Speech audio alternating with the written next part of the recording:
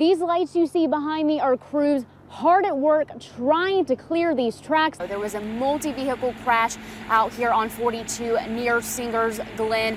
One of those vehicles did catch fire. Kyle, this all started about a year ago when a neighbor reported people ignoring stop signs and speeding through intersections just like this one in the Northeast neighborhood. While some gravestones still have flowers standing in front, others have been completely knocked off their base by trees. I'm having a good time here at Valley Idol, channeling my inner Ryan Seacrest. And I'll tell you who else is having a good time. These folks waiting their turn in line to audition. Even a crazier story is what some folks are willing to do to be first in line. I'm sitting here in Patrick's tent. I figured you guys would need to hear the truth from me if these things are as delicious as they look. So Jason and I are gonna cheers here, and we're gonna take a bite. The culprit, soil that you can buy at almost any store. Soil that you can find at almost every house, other than apartments. The lots by Edgelawn Drive are zoned R1, or low-density residential, for regular single-family homes. People here, well, they're worried about what could happen to this land if it's rezoned as R5. You were screaming there in the newsroom, the excitement. Why did you tell them that? Well, that's what happens. I get excited about a good football game. Why can you blame me? Nail chomper, as you were saying. A nail chomper, not a biter, a chomper. I'm surprised I have nails left. But you know it's a big deal when you bring the sports girl on in the A block as well. Yeah. And you find everything okay today?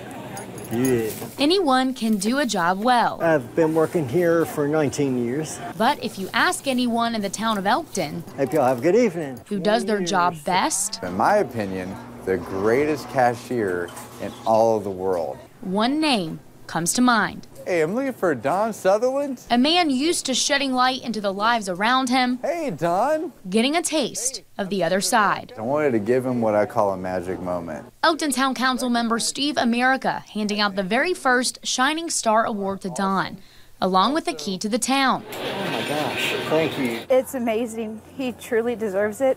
To everyone here at Food Line, he is like family. Given to one of the most deserving people. It just brings me joy to know that so many people respect me and really care that much to give such high praise. Everyone here at the Elkton Food Lion can agree. Yes, sir. He really makes my day, just seeing his face. Just lights up the whole day. That Don Do you have your MVP on you? is the real MVP. Just being able to bring a smile to their faces and knowing that I'm doing the best that I can to keep them happy. In Elkton, You're awesome, my friend. I'm Victoria Wood, Thank you. It definitely does mean a lot. WHSV. When you hear that crunchy grass, you know that's the sign of dry weather. It's crunch time for cattle farmers like Steve Softly. The grass is not as lush as it was, and it's not as good a feed quality for the livestock. They have decisions to make if rain does not come soon. You know, am I going to have enough hay to feed the number of cattle that I have? Will I have to sell some cattle now and take a chance on having enough hay, or will I have to buy some hay later on to get me through the winter? Tapping into their winter supply now only means more money out of their pockets. We have to start feeding now in October.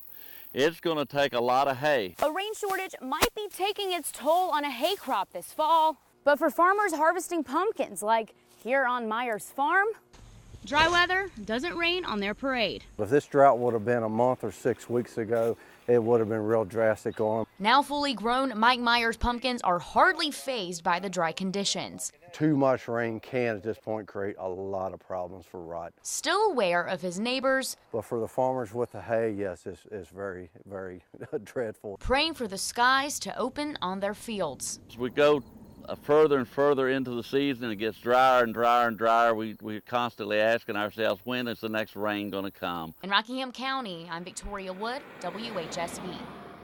Driver, needs to pull your truck forward, please. It's an exit most vehicles don't take, but it's a necessary stop for trucks traveling through the state. About 12 million trucks are weighed annually in Virginia, and just a little more than 2 million were weighed at this station.